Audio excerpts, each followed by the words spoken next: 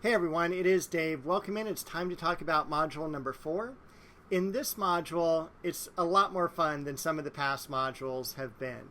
We've done the heavy lifting. We've covered the major formal elements, color theory, line, and space. And now we have a little bit more fun. In fact, next week we're even going to have a film.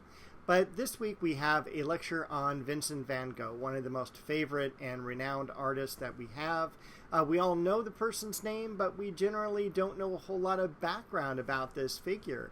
And that lecture is going to totally change your perception of Vincent van Gogh. We also have a pattern and texture lecture as well, one of the minor formal elements. Let's go ahead and head over to the Canvas site. I'll walk you through all you need to know for Module 4. All right, here we are on the Canvas site. We'll open up Module 4 and take a look here.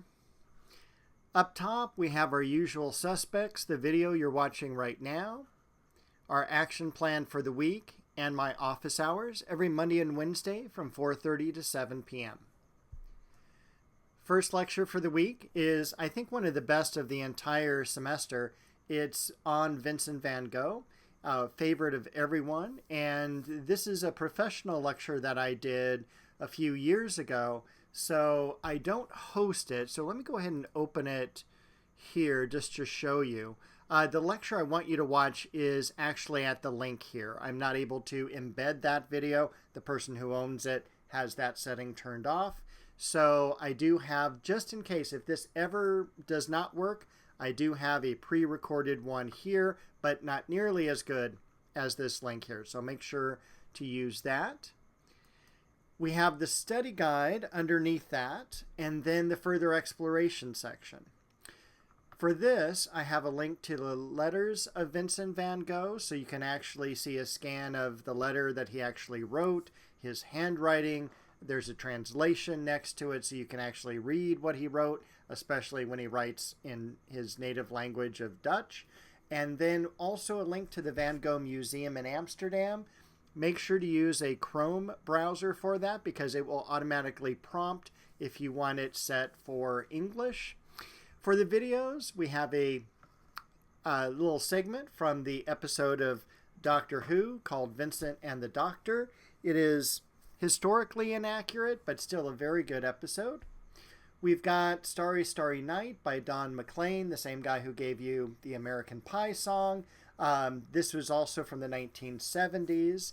And finally, an optional video of In Search Of, a really great TV show, also from the 70s. Leonard Nimoy hosts, and he also played Theo van Gogh, Vincent's brother, in a stage production of Vincent's life. After that, we have pattern and texture. We've got our lecture study guide, and there's just two very quick videos here, one on impasto and the other on frottage. For the journal this week, we're going to have you recreate an image by Van Gogh. I'm going to have you draw his sunflowers, or you can also use other flowers as well, but I just kind of want you to draw in his style. So I've got the information here for you, all the instructions. I've also got a helpful video that will walk you through making your own creation. And again, it doesn't have to be sunflowers. It can be any type of flower at all that you would like to draw. Now, the one project I would actually have you try early and devote enough time to is the perspective drawing. This is a project that should take about 2 hours to complete. When I had to do this type of project when I was a student, I would always throw on a movie or a couple episodes of my favorite TV show. The end result is going to be an image like this, where we have some basic shapes, squares, rectangles, triangles, and we create three-dimensional space with them through linear perspective, something we just learned about in the last module. Depending on the learner that you are, some of us do great with instructions, others find them very difficult. So if you're an instruction person, I have everything here. I also, if you're a kinesthetic learner like I am, I need to be shown how to do things step by step, and I've got a very quick video on the different steps that I talk about here. So you can watch the video as well. And please make sure what you want is at least 7 shapes that you're creating from 2-dimensional forms to 3-dimensional. And you're going to submit 2 images. So I want something in progress so I can see the structure of how you created it. The idea of the horizon line and vanishing point is paramount. And then all the shapes go to that one single vanishing point.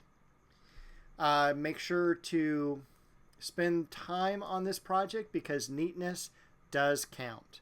And let's see, we'll take a look at the rubric here. For the rubric, I'm looking for if you follow directions, if you know the concept of linear perspective. Attention to craft and technique deals with the neatness. Overall design aesthetic is important, and creativity to problem solving. So those are the things that I look for. 5 categories, 6 points in each category, and an image like this is just perfect. I mean, you can tell that all the directions have been followed. The person understands linear perspective. It's neat and clean and orderly. It's very well balanced, a good selection of shapes. Everything is just wonderful with this. Now, for this project also, I suggest staying away from stars. Those are very difficult to complete. And also anything that is either a circle or an arc. That is just way too much problem to deal with a basic project like this. So just think about straight lines would be the easiest. And of course, shapes like rectangles, triangles, squares, trapezoids, things like that. And that should be everything for this week.